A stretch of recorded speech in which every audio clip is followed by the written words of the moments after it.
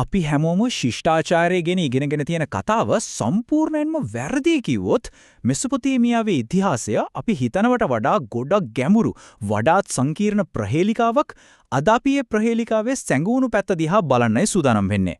ශිෂ්ටාචාරයක් හැදෙන්නේ කොහොමද? ගොවිතැන, නගර, ලියන කලාව. මේවා තමයි අපි සාමාන්‍යයෙන් හිතන උත්තර. හැබැයි ඇත්ත කතාව ඊට වඩා ගොඩක් ගැඹුරු නම් අපිට සම්පූර්ණ චිත්‍රයම මගහැරිලා නම් මෙන්න මෙතන තමයි අසලම ප්‍රශ්නේ තියෙන්නේ. බලන්න මිනිස්සු සංකේත පාවිච්චි කරන්න පටන් ගන්නවා. ඊට පස්සේ රාජ්‍යයන් වගේ ලොකු සංකීර්ණ ආයතන බිහි වෙනවා. හැබැයි මේ දෙක අතරේ අවුරුදු 40000ක හිතා ගන්නවත් බැරි තරම් ලොකු හිඩැසක් තියෙනවා. සම්ප්‍රදායික පැහැදිලි කිරීම වලින් මේ හිඩැස පුරවන්න බෑ. හොඳයි, න්‍යායාචාර්ය ඇන්තනි වොන්ඩෝම් මේ දිහා බලන්නේ සම්පූර්ණයෙන්ම වෙනස් කෝණයකින්. එයා කියන්නේ මෙසොපොතේමියාවේ නිතරම වෙනස් වෙන පරිසරය ඒක හරියට පීඩන පරීක්ෂණයක් වගේලු. අවුරුදු දහස් ගාණක් තිස්සේ මේ සංකේත පද්ධති කොහොමද බිඳ වැටෙන්නේ නැටිව පැවතුනේ කියලා හරියටම තේරුම් ගන්න පුළුවන් හොඳම පරීක්ෂණාගාරය තමයි ඒක. ඉතින් කොහොමද අපි මේ අවුරුදු 40000ක ප්‍රහේලිකාව විසඳන්නේ? වොන්ඩෝම් ගේනවා අලුත්ම න්‍යායක්. ඒකට තමයි කියන්නේ ගැඹුරු සංකේත පද්ධති ආකෘතිය. එහෙම නැත්නම් කෙටියෙන් DSSM. අපි බලමු මේක නැත්තටම මොකක්ද කියවෙන්නේ කියලා. සරලවම කිව්වොත් DSM එකෙන් කියන්නේ මෙහෙමයි. ශිෂ්ටාචාරය කියන්නේ ඒක රැයකින් වුණු තාක්ෂණික පිම්මක් නෙවෙයි. ඒ වෙනුවට ඒක හරියට අපේ මොළය ඇතුලේ අවුරුදු දහස් ගාණක් තිස්සේ හෙමින් ගොඩනැගුණු සංජානනීය යටිතල ව්‍යුහයක් වගේ. නගර හැදෙන්න ලියන්න පටන් ගන්න ඒ හැමදේටම ගොඩක් කාලයකට කලින් මේ අඩිතාලම වැටිලා ඉවරයි. හරි. එතකොට මේ කියන අඩිතාලම ගොඩනැගුණේ කොහොමද? DSM එකේ තියෙනවා මූලික යාන්ත්‍රණ තුනක්. පළවෙනි එක ශරීරගත වූ ව්‍යවහාරය. ඒ කියන්නේ නැවත කරන චාරිත්‍ර වාරිත්‍ර. හැමෝම එකට එකතු වෙලා එකම දේ කරද්දී පොදු අදහස් මතකයේ රැඳෙනවා. දෙවෙනි එක අවකාශීය සංවිධානය. ජනාවාස හදන විදිහේ ගෙවල් දොරවල් පූජනීය තැන් මේ සැලැස්මෙන්ම සමාජ නීති කේතවත් වෙලා තියෙනවා. තුන්වෙනි එක තමයි භෞතික පුනරාවර්තනය. ඒ කියන්නේ එකම සංකේත, එකම රටා, මැටි භාජනවල, ගොඩනැගිලිවල, ආයුධවල හැමතැනම පාවිච්චි කරන එක. මේ තුනම එකට එකතු වුණාම ලියපු නීති පොතක් නැතුවම ඒ සංකේතවල අර්ථය සමාජය පුරාම ස්ථාවර වුණා. හොඳයි, මේක න්‍යායක් විතරද? අපි දැන් බලමු පුරාවිද්‍යාත්මක සාක්ෂි මොනවද කියන්නේ කියලා. ඇත්තටම මේ වාර්තා දිහා බැලුවම පේන්නේ ශිෂ්ටාචාරය කියන මහා නාට්‍ය වේදිකාගත වෙන්න කලින් අවුරුදු දහස් ගාණක් තිස්සේ කරපු දිගු පෙරහුරුවක් වගේ. මේ පෙරහුරුව තේරුම් ගන්න අපි යන්න ඕනේ ගොඩක් ඈත අතීතයකට. මේ කාලරාමෝ දිහා බලන්න අපි සාමාන්‍යයෙන් ඉතිහාසය කියලා කතා කරන කාලයට වඩා කොච්චර විශාල පරාසයක් ගැනද මේ කියන්නේ කියලා තේරෙනවා ඇති. අපේ ගමන පටන් ගන්නෙ මීට අවුරුදු 50000කටත් එහයින් පුරාශිලා යුගයෙන්. හරි. අපේ විමර්ශනයේ පළමු නැවතුම තමයි ඉහළ පුරාශිලා යුගය. ශානිදාර් ගුහාව වගේ තැන්වලින් තමයි මේ දීර්ඝ පෙරහුරුවේ මුල්ම සලකුණු අපිට හම්බ වෙන්නේ. මෙතනදී හමු වෙන වැදගත්ම දේ තමයි ස්ථාන නැංගුරම් ලෑම. ඒ කියන්නේ මුල් කාලින දඩයම්කරුවන් පවා නිශ්චිත ස්ථානයේ එක්ක සංකීතාත්මක අර්ථයන් ගැටගහලා තියෙනවා. ඔවුන් පරම්පරාවෙන් පරම්පරාවට එකම ගුහාවලට එකම තැන්වලට ඇවිත් තියෙනවා.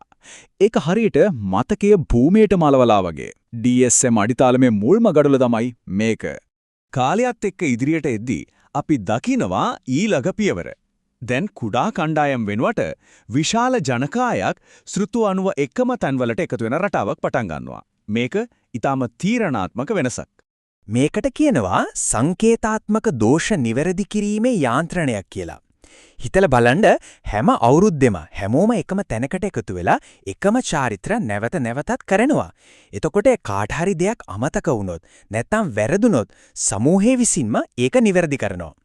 මේ නිසා මධ්‍යගත පාලකයෙක් රජ කෙනෙක් නැතුවම ඔවුන්ගේ පොදු සංකේත සහ අදහස් වෙනස් නොවි පරම්පරාවෙන් පරම්පරාවට ගෙනියන්න පුරුවන් වුණා. හොඳයි, తాවකාලිකව එකතු වුණු මේ මිනිස්සු ස්ථිරවම එකතැනක පදිංචි වෙන්න පටන් ගත්තම මොකද වුනේ? නවශිලා යුගයේ ගම්මාන වලින් අපිට ඊටත් වඩා පැහැදිලි සාක්ෂි හම් වෙනවා. මෙතනදී ඇත්තටම පුදුම සහගත දෙයක් සිද්ධ වෙනවා. ගම්මානවල ගෘහ නිර්මාණ ශිල්පියම බාහිර මතක පද්ධතියක් විදිහට වැඩ කරන්න පටන් ගන්නවා. ඒ කියන්නේ ගිවල් හදපු සැලැස්ම, පොදු ගොඩනැගිලි තිබුණු තැන, ගබඩා හදපු විදිය මේ හැම දෙයකින්ම සමාජ නීති සහ සංකේත ලියවිල්ලක නැතුවම කේතනීය කරලා හැමෝගෙම මතකයේ තියාගන්න ක්‍රමයක් හැදුනා. ගෘහ නිර්මාණ ශිල්පයට අමතරව මේ සංකේත පද්ධති තවත් ශක්තිමත් වුණේ කොහොමද? දැන් අපි බලමු DSM එකේ තුන්වෙනි යාන්ත්‍රණය. ඒ කියන්නේ භෞතික පුනරාවර්තනය කොහොමද ක්‍රියාත්මක වුණේ කියලා. මෙතනදී අපි දකිනවා එකම සංකේතාත්මක රටා මෙටි පාණ්ඩවල, කුඩා පිළිමවල, චාරිත්‍ර වාරිත්‍රවල මේ හැම තැනකම නැවත නැවත පාවිච්චි වෙනවා.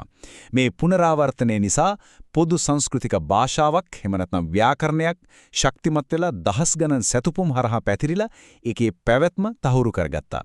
හරි. දැන් අපි කාලරාමුවේ එන්නේ ගොඩක් අය ශිෂ්ටාචාරය ආරම්භය කියලා හඳුන්වන තීරණාත්මක කාලවකාවන් වට. ඒ තමයි උබයිද් සහ උරුක් යුග.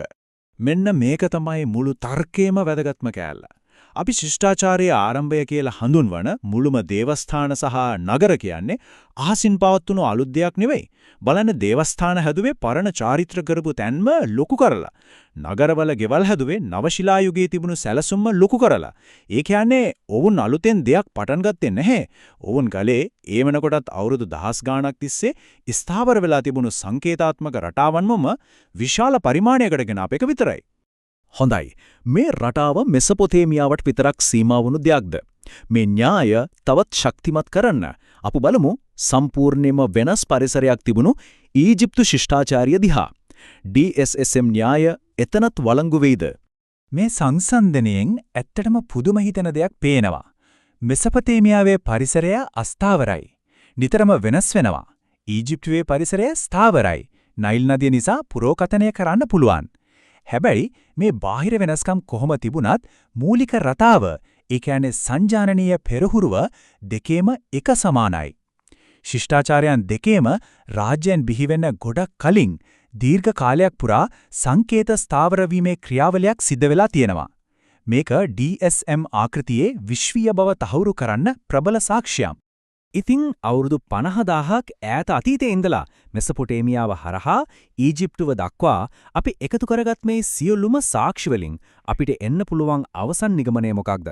අපි දැන් ශිෂ්ටාචාරය කියන වචනේ දිහා බලන්න ඕන සම්පූර්ණයෙන්ම අලුත් විදිහකට. මුළු කතාවේම හරයම මේකයි. ශිෂ්ටාචාරය හැදුවේ ස්මාරක සහ ලේඛන කලාව නෙවෙයි. ස්මාරක සහ ලේඛන කලාව කියන්නේ ඒ වෙනකටත් අවුරුදු දහස් ගණනක් තිස්සේ ගොඩනැගිලා ස්ථාවර වෙලා තිබුණු සංජානනීය පද්ධතියක ප්‍රතිඵලයක් විතරයි. හේතුව සහ ඵලය අපි මෙතෙක්කල් හිතාගෙන හිටියට වඩා අනිත් පැත්තටයි වැඩ කරලා තියෙන්නේ. මෙන්න මේක තමයි ඇන්තනි වොන්ඩුම්ගේ පරිවේශණයෙන් අපිට ලැබෙන ප්‍රධානම පණිවිඩය. ශිෂ්ටාචාරය බිහිවන්නේ තාක්ෂණික පිම්මක් ලෙස නව පුහුණු වූ ස්නායු සංජානනීය අඛණ්ඩතාවයක් ලෙසයි. ඒ කියන්නේ ශිෂ්ටාචාරය කියන්නේ අපේ මොළයේ සහ සමාජයේ දීර්ඝකාලීන හෙමින් සිදුවුණු පරිණාමයක් මිසක් එක රැයකින් සිදු වූ සොයා ගැනීමක්වත් තාක්ෂණික විප්ලවයක්වත් නෙවෙයි. මේ අදහස ශිෂ්ටාචාරය කියන්නේ මොකක්ද කියන අපේ මුළු අවබෝධයම කන පිට හරවනවා. හොඳයි. අපි මේ විග්‍රහණය අවසන් කරමු කුතුහලය දනවන ප්‍රශ්නයකින්.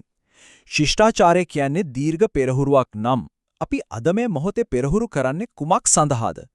අපේ අද දවසේ චාරිත්‍ර, අපේ නගර, අපේ තාක්ෂණය, අපේ සංකේත මේ හැමදේම එකතු වෙලා අනාගතයේ බිහි වෙන කුමන ආකාරයේ සමාජයකටද අඩිතාලම දමින් තියන්නේ? ඒ ගැන සිතන්නට යමක් ඉතිරි කරමින් අද අපි නවතිනවා.